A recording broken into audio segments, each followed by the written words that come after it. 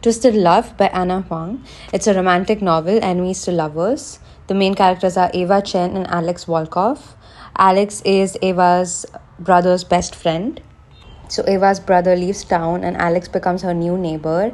And Alex has a heart of stone. He's super cold, but he only has a soft spot in his heart for Eva.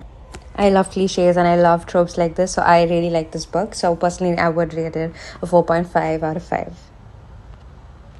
The next book is Kafka on the Shore by Haruki Murakami. I don't mean to be redundant, but I have reviewed this book. I've done a proper book review of only this book. So the video is also up on my channel if you want to go into that.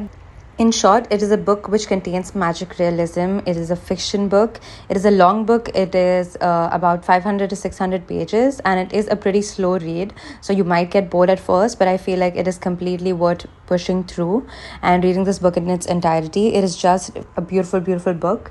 There are two main protagonists, Kafka, which is a 15-year-old kid who runs away from home, and Nakata, who is a 60-year-old old man, basically, who has the ability to talk to cats. Twisted Lies by Anna Huang. This is another romantic novel. Again, this is a fake dating trope. So it involves Stella Alonso and Christian Harper. Christian has a business to run and he doesn't have time for anyone or for any girl, or so he thought. And then he falls hopelessly in love with Stella. Stella is a part-time influencer and she needed someone to be her fake boyfriend in order to finally get her to reach a certain subscriber count. And that's where Christian comes in and offers to help her. As far as I can recall, I do remember that I liked this book more than I liked Twisted Love. So that's something. I would prefer to read this if I had to read something again. And yeah, I would still rate this a 4.5 out of 5. All the Lovers in the Night by Mieko Kawakami. The story is about Fuyuko Iri, who is a freelance copywriter in her mid-30s or early 30s, I think. She lives alone and doesn't have any friends other than her editor, and nor is she really interested in going out and making friends or interacting with a lot of people, and she's never had a romantic relationship as well. And she meets a man and she thinks a man that is much older than her, and she thinks that she's falling in love with him. It is a pretty melancholic book. Basically, it denotes the reality of how life actually is. Not everyone is surrounded by people all the time. Not everyone has romantic relationships. About rejection, about life in general. This is what you might call a sad girl book. Personally, I did not enjoy it as much as I thought I would. It was a decent book overall, but I did not enjoy it as much as I really thought that I would enjoy it. But again, it depends on personal opinion. It depends on your taste. So definitely worth it. If you are interested in this sad girl book, you should definitely give it a try. To Kill a Kingdom by Alexandra Christo. This is again an enemies to lovers book. It is about a siren princess who falls in love with a human prince. They both fall in love with each other. The Queen of the Sea, that is the siren princess's mother, banishes her to the sea and transforms her into a human as a form of her punishment. The princess, whose name is Lyra, she then turns into a human. And she only has a limited time to go and steal this human prince's heart. Otherwise, she's going to be human forever. They both hate each other's kind, yet somehow they fall in love. Beautiful, beautiful read. It's very nice. It's a really good fantasy book. So I would definitely recommend this one. This a 4.7 out of 5. Welcome to the Hyunam Dong Bookshop by Hwang Bo Rim.